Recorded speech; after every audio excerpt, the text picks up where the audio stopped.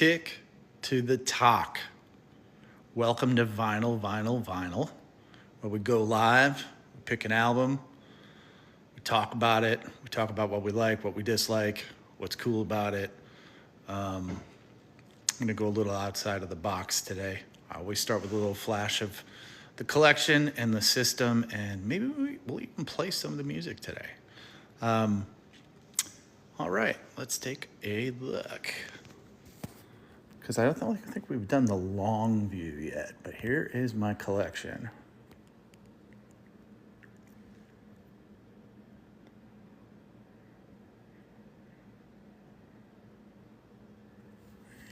Got about 1,000 pieces in there, something like that. And those wine bottles you see up there are Caduceus Cellar wine bottles that I got this year. I've got a 2021 Ervata, and I think this is a 2023 Helio Dolce. Both great bottles of wine. All right, so we're gonna pick an album today, and I'm actually gonna put it on, and we'll talk a little bit about it. We're gonna wait for some folks to jump on. I know it's 6 o'clock New York time, so the commute is getting a little slower on the East Coast. If you're Central Time, sorry, I know you're probably in your car.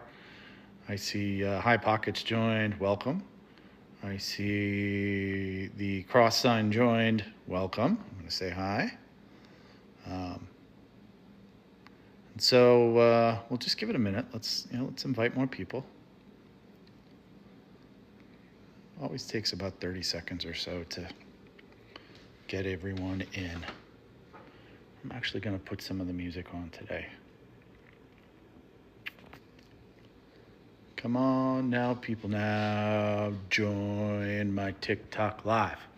It's vinyl. We're gonna pick a cool record today. We're gonna listen to it. We're gonna talk about it. Absolutely, you're welcome for following you across. I see High Pockets. Welcome, High Pockets. What's going down? Keep them coming. Spread the word that we're live. All right, well, we're gonna get started. All right, so today, I'm actually really excited. When I was in college, many moons ago, in the early 2000s, I started off, I didn't quite know what I wanted to do.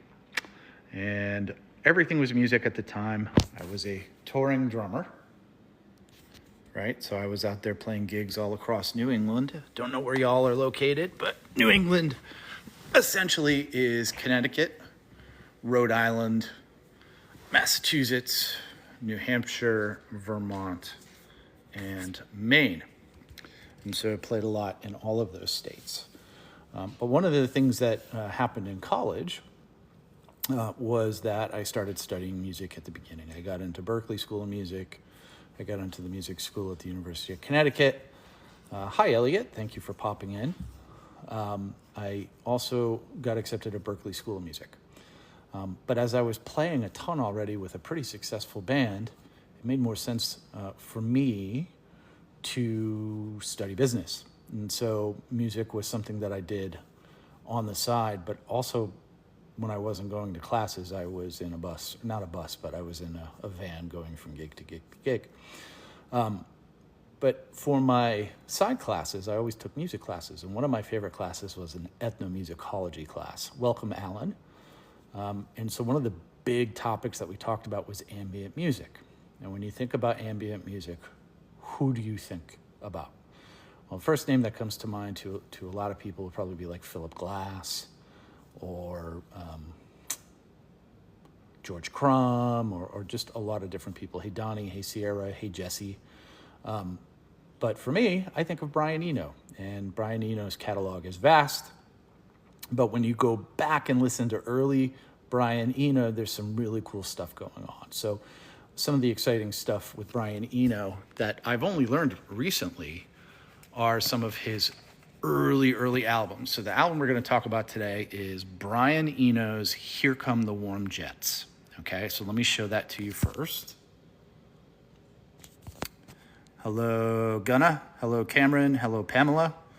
Feel free to put some comments or ask some questions. I'm more than happy to engage in conversation as we go through this. We can have a group community conversation. I'm cool with it.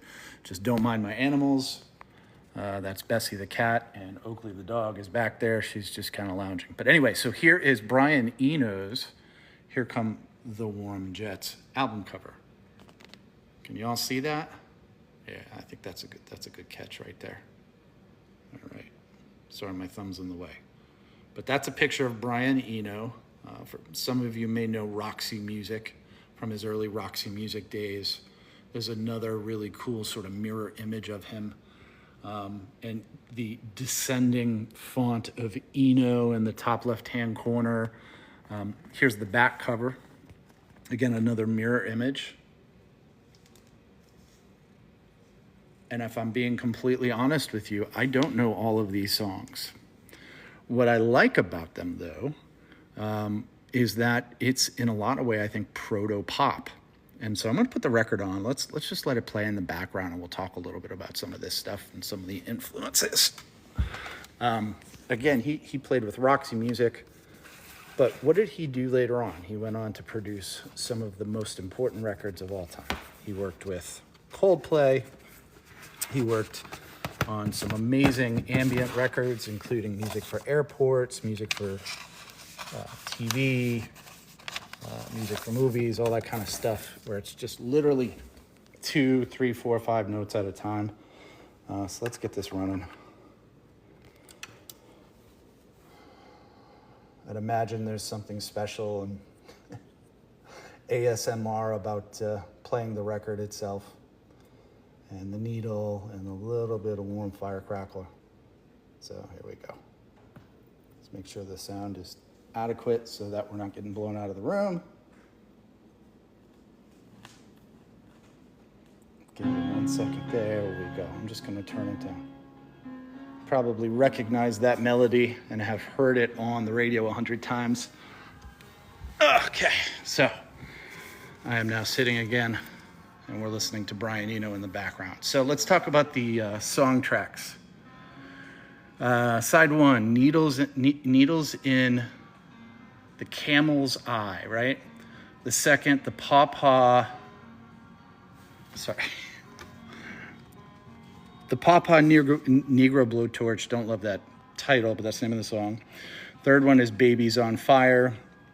The fourth one is Cindy Tells Me.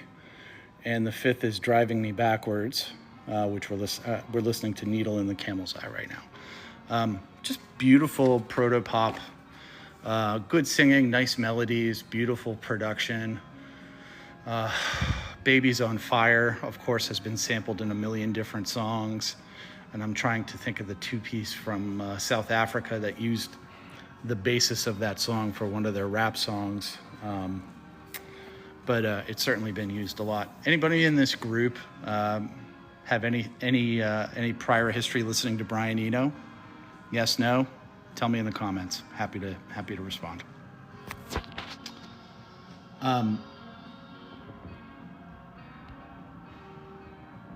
Okay, and we're gonna invite a few more people. There's a bunch of people jumping in right now. Hi, Sarah.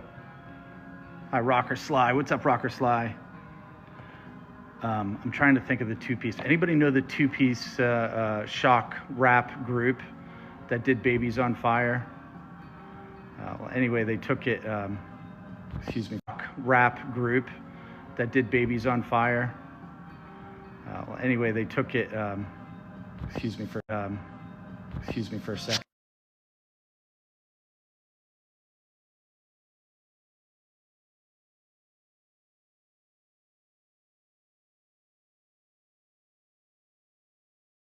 It is. I have to imagine somebody knows. I mean, we got plenty of you guys on here. Sarah, Tanner, welcome. Diane Word, two-piece rap group. They, shocking videos. Something really soothing about this album. This is a great fall asleep to. Lots of great orchestrations, horns in the background, strings in the background. Good music for a film, if I might say so. And yeah, really dig it. And my suggestion, if you do want to learn a little bit about Brian Eno, is listen to Here Come the Warm Jets, which is a classic album. Yeah, let's listen to his voice a little bit. Yeah.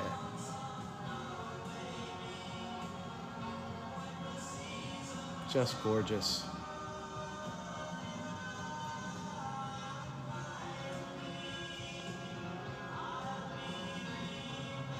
Again, Brian Eno, Here Come the Warm Jets. So what I was saying before is, if you're interested, take Brian Eno's Here Come the Warm Jets, give it a listen, even just 2 or 3 songs. You don't have to go through the whole record. And then go and listen to some of his ambient stuff.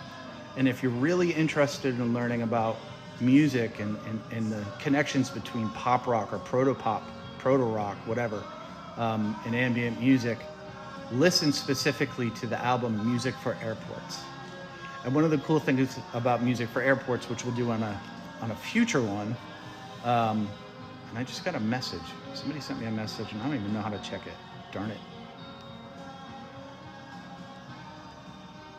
Well, if you sent me a message, maybe just say it on the screen here if you can.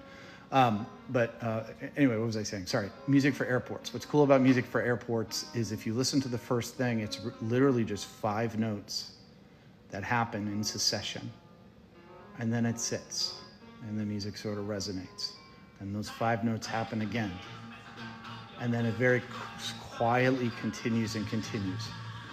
But as the second song happens here on the album, let me just give you a little bit of it. You can hear this is a little bit more rock-based. Not so much my thing, but you hear a lot of percussion rather than straight drum beats, fuzzy bass, and it's okay. But coming back to Music for Airports, the departure is less let's write a rock album and let's write a sound album. And as you go through his catalog, whether it be on Spotify or whatever you want to do, you're going to notice from album to album how he goes from musician to pure artist. For any of you who may live in the Northeast of the United States, I don't even know if any of you are in the United States, but MassMoCA, Massachusetts Museum of Contemporary Art, has featured some of his art in the past. And I definitely recommend checking out some of his books and reading about some of his techniques and how he views music visually often as visual formations, as opposed to the way we learn music notation in Western music. So recommend checking out his books as well. Yeah. The last song on the record is Here Come the Warm Jets, the title track. I would say that's probably my favorite. Just lots of cool sounds, lots of cool textures, lots of good layering. The production is fantastic.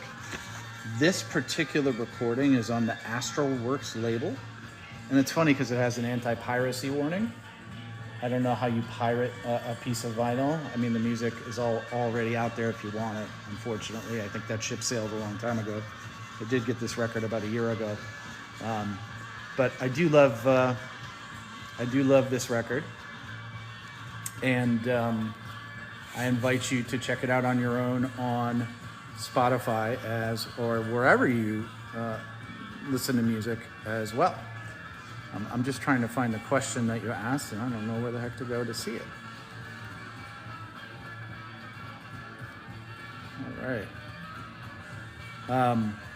All right. Well, listen. I would say out of a 10, this is an 8 for me. It's early Brian Eno, right? Like I said, proto-pop, lots of dead flowers, but lots of colors. Brian Eno has the bleached blonde hair look there, and lots of mirror reflectionary type placement, which I think does reflect the sound of the album pretty well. But I would say, if we're looking at a scale of 10, I'd give this one 7 or 8. But that's about all I have to say for this album. Tomorrow, when we do our next vinyl, I think we're gonna go. We're gonna go into a little bit of a deep dive into some newer stuff. So I invite you to join in. We tried a different time at around 6 today. Normally we go at around 11 o'clock. But I want to say thank you to everybody for joining. I will always download these videos, and I'm going to put them up on both TikTok and YouTube for review. And just want to say thank you all for joining in today. Any questions you have, shoot me a note. Go check out some of my videos, doing a lot of top 10 lists on performers and albums and musicians and all that kind of stuff. But anyway, today, Brian Eno, Here Come the Warm Jets, 7, 8 out of 10. Let's take a quick listen, and then I'm going to let you go.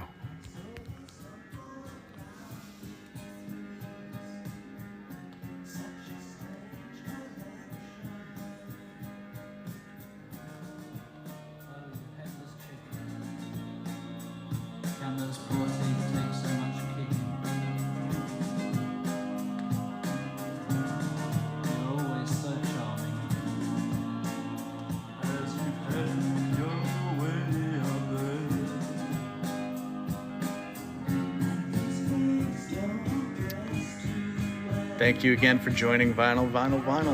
Talk to you later.